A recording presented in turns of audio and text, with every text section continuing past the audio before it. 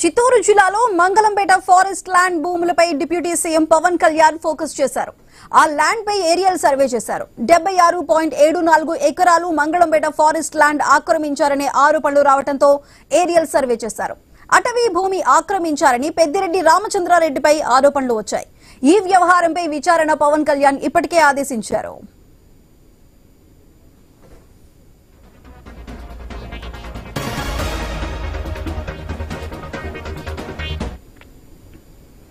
అయితే మంగళంపేట ల్యాండ్ కి సంబంధించి మరింత సమాచారం మా ప్రతినిధి వర్మ అందిస్తారు.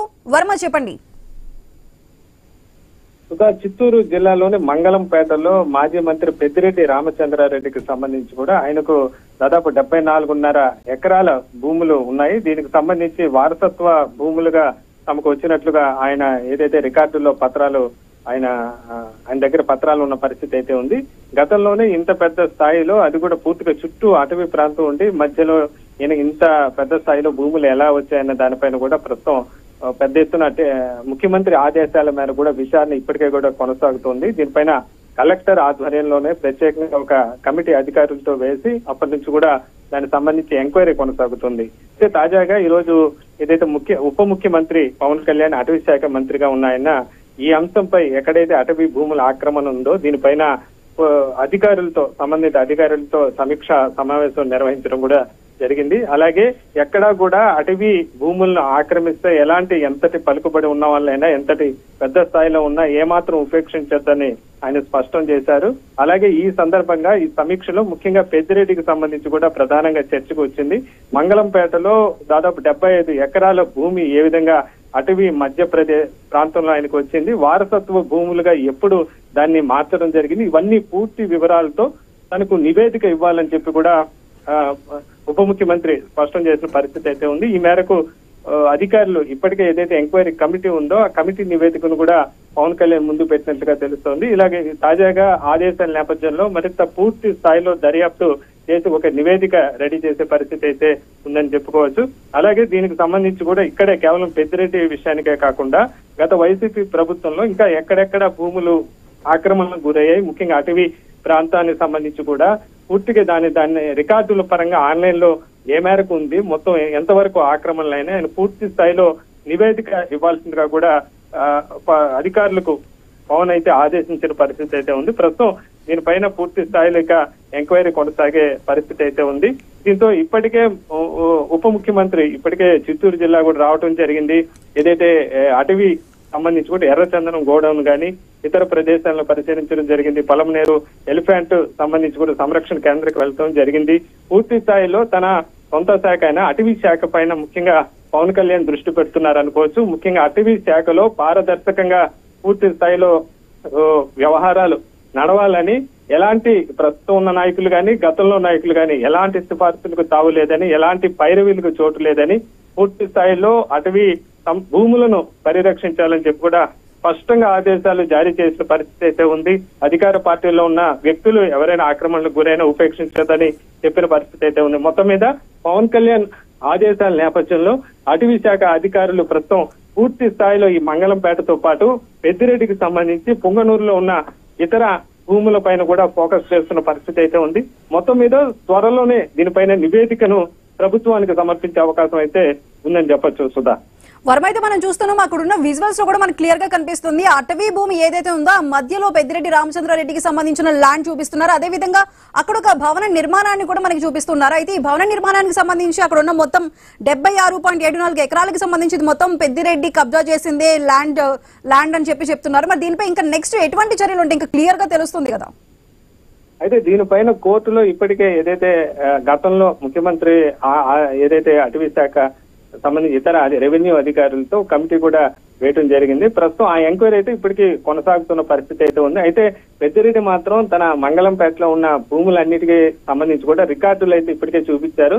వాటిని ఆన్లైన్ లో కూడా ఆ 74 ఎకరాలు కూడా ఆన్లైన్ లో కూడా ఇవి వారసత్వ భూములు, అంటే స్థానికంగా డీకేటీ భూములని వ్యవహరిస్తూ ఉంటారు. డీకేటీకి సంబంధించిన భూములు గతంలో వారసత్వంగా వచ్చినట్టుగా కూడా స్పష్టంగా ఆయన చూపించడం జరిగింది. అది ఎవరెవరి దగ్గర దాన్ని తీసుకునేది అనేది కూడా పత్రాలు అయితే ఉన్నాయి. అయితే పత్రాలు ఉన్నప్పటికీ కూడా ఇవి అటవీ శాఖ భూములు ఏదైతే దాదాపు 20 ఏళ్ల క్రితం ఏదైతే ఏ విధంగా ఇవి ఈ ఆన్లైన్ మయమయ్యాయి. ఇవి వారసత్వ భూములుగా ఎలా రావడం జరిగింది, అప్పట్లో ఉండే అధికారులు ఎవరు, రెవెన్యూ సిబ్బంది ఎవరు, దాన్ని ఏ మేరకు వాటిని ఎంతవరకు నిబంధనల ప్రకారం వాటిని మార్పు చేయొచ్చు, ఇవన్నీ కూడా పరిశీలించమని చెప్తున్నారు. ప్రస్తుతానికైతే దీనిపైన కోర్టులో కూడా వ్యవహారం నడుస్తోంది. ప్రస్తుతం పెద్దిరెడ్డి అయితే ఇది సక్రమంగా తమ దగ్గర ఉన్న భూములని వాదిస్తున్నారు. రికార్డుల పరంగా ఎలాంటి విచారణకైనా సిద్ధం అని చెప్పి పెద్దిరెడ్డి చెప్తున్నారు. అయితే తాజాగా పవన్ కళ్యాణ్ ఆదేశాల నేపథ్యంలో వీటి మూల పత్రాలతో పాటు గతంలో పూర్తిగా ఏ విధంగా ముఖ్యంగా ఆ పత్రాలు వారసత్వ భూముల రూపంలో మారాయి అన్న వ్యవహారం పైన పూర్తి స్థాయిలో ఫోకస్ చేసి నిజాలు నిగ్గులు తేల్చాలని చెప్పి అయితే పవన్ ఆదేశించారు అది చెప్పచ్చు. మరి ఈ ఎంక్వైరీ ఎలా కొనసాగుతోంది, దీంట్లో ఎలాంటి వాస్తవాలు బయటకు వస్తాయనేది మాత్రం రాజకీయంగా కూడా ఉత్కంఠ రేపుతోందని చెప్పచ్చు. సుధా, వర్మ అయితే దీని ల్యాండ్ కి సంబంధించి పెద్దిరెడ్డి రామచంద్రారెడ్డి లీగల్ గా వెళ్లే అవకాశం ఉందా? నెక్స్ట్ స్టెప్ ఏ విధంగా ఉంటుంది? అంటే ఆల్రెడీ ఇప్పటికే ఆయన లీగల్ గా వెళ్ళారు. ప్రస్తుతం ఏదైతే గతంలో మంగళంపేట సంబంధించి కూడా గతంలో మీడియాలో ఫోకస్ అయినప్పుడు కానీ ముఖ్యమంత్రి స్వయంగా దీనిపైన కలెక్టర్ ఆధ్వర్యంలో ప్రస్తుతం దీనిపైన పూర్తి దర్యాప్తు అయితే కొనసాగుతోంది. దీంతో దీనిపైన ఆయన కోర్టుకు వెళ్ళటం కూడా జరిగింది. కోర్టులో కూడా దీనికి సంబంధించి ప్రస్తుతం కేసు కూడా ఈ మంగళంపేట భూములకు సంబంధించి కూడా కేసు నడుస్తోంది. దీనికి సంబంధించిన పత్రాలు కూడా పెద్దిరెడ్డి కోర్టుకు సమర్పించడం కూడా జరిగింది. మొత్తం మీద పవన్ కళ్యాణ్ ప్రస్తుతం ఆదేశాల నేపథ్యంలో ముఖ్యంగా పవన్ కళ్యాణ్ ప్రస్తుతానికైతే పెద్దిరెడ్డికి సంబంధించి డాక్యుమెంట్లు అయితే దీనికి సంబంధించి ఉన్న పరిస్థితి అయితే ఉంది. అయితే ఆ డాక్యుమెంట్లు ఎలా వచ్చాయి, అటవీ శాఖ భూములు ఏ విధంగా వీటిని వారసత్వ భూములుగా ఆన్లైన్ లో నమోదయ్యాయి, ఈ వ్యవహారాలన్నీ బయటకు తేలాల్సిన పరిస్థితి అయితే ఉంది. ఎక్కడైనా గతంలో అక్రమాలు జరిగి ఆన్లైన్ మారాయా, ఎప్పుడు మారాయి అనేది మాత్రం ప్రస్తుతం ఈ దర్యాప్తులో తేలే అవకాశం ఉంది. ప్రస్తుతం ఒకవైపు కోర్టులో కేసు నడుస్తోంది.